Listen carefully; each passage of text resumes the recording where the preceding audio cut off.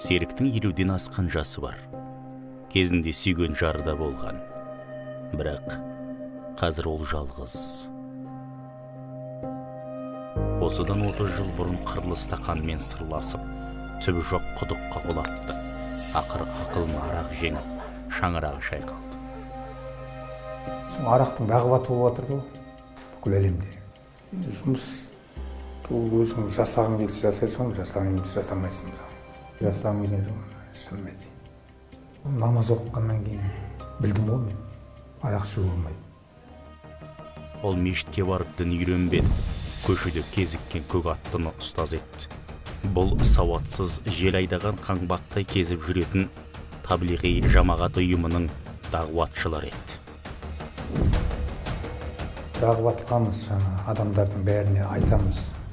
Тыңдайтын адам тыңдайды, тыңдамайтын адам тыңдамайды. Бүлік сол бәрі сол жұмыс дұрыс жасамағаның болады. Ислам дінін дұрыс жүргізе алмасаң, басқа жолмен кетесің. Басқа жолдың бәрі адасушылыққа барады. Сол адасып жүрдік осы уақытқа дейін. Таблиғи жамағат ғылым мен білімге мән бермейді, Құран аяттарын, хадистерді түсіндірмейді. 3-7-40 күн ел аралап, дағуатқа шақырады. Жалған хадистерді айтудан тайсалмайды. Отбасын қиын жағдайда қалдырады. Таблиғи жамағаттың принцибінде аса бір ғылыммен, біліммен шұғылдану деген принцип жоқ, талап жоқ. Тек қана олардың принциптеріндегі негізгі талаптардың біреуі адамдарға осы зікірді, ілімді жеткізу дейді. Таблиғи жамағат оларды былайша айтқан кезде балықты жағаға шығарып берсе, ар шетін қуырып жеуді қалған жаңағы діни ұйымдардың, діни топтардың, ағымдардың еншісіне қалдырып кетті. Сол үшін бұлардың осы үлкен бір кемшілігі болды. Мүфтият бұл ұйымның ұстанымы мен амал әрекеттерін шариғатқа сай келмейді деп тапты. Әлем сарапшылары да таблиғи жамағат терроризмге апаратын дәліз деген ойда. Себебі істі болған экстремистердің 80% осы ұйымның шыңдауынан өткен. Бұл топ шетелден басқарылады. Сондықтан қауіпсіздігін ойлаған ТМД елдері сот шешімімен тобырдың жұмысына тыйым салды.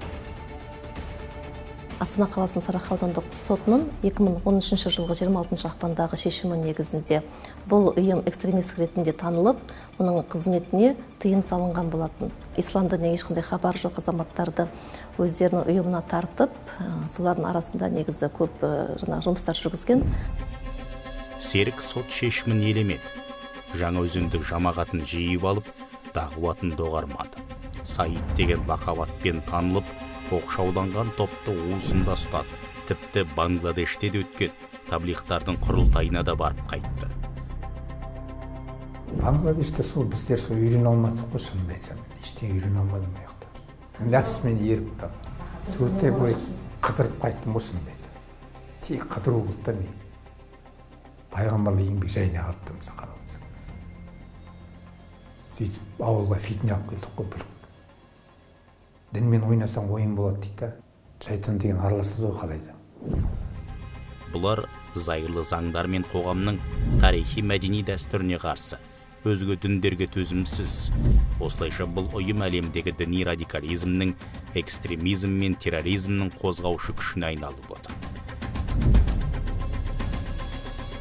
Ұйымның басты өздерінің мақсаты негізі ислам дінін таратушымыз деп айтқанмен де түпкі мақсаты белгілі бір елде халифат орнату. Бұның барлығы соттың шешімінде негізі анықталған жағдайлар болып есептеледі. Оның қауіптілігі бұл Қазақстан Республикасының тұтастығына, конституциялық құрылысына, шекарасына, халқының ішкі қауіпсіздігіне өзінің кері әсерін тигізуі мүмкін. Елімізде қара тізімге іліккен экстремистік топтың жұмысын ұйымдастырған үшін Серік 2016 жылы 4,5 жылға сотталды. Әмір Сымақпен бірге тағы 16 адам жауапқа тартылыпты. Заңға қарамай жұмыс жасай бердік қой. Ол Алланың заңы деді. Шынымен ақиқатын ілім болған жоқ. Ол таяуда бостандыққа шықты. Айналасына сыйы жоқ. Қарайласатын жақыны да қалмаған. Кәсіп ашып отбасын құрғысақ келеді. Бірақ қара тізімдегі кезбе үшін экстремистер тізімінен сызылу әзірге орындалмайтын арман.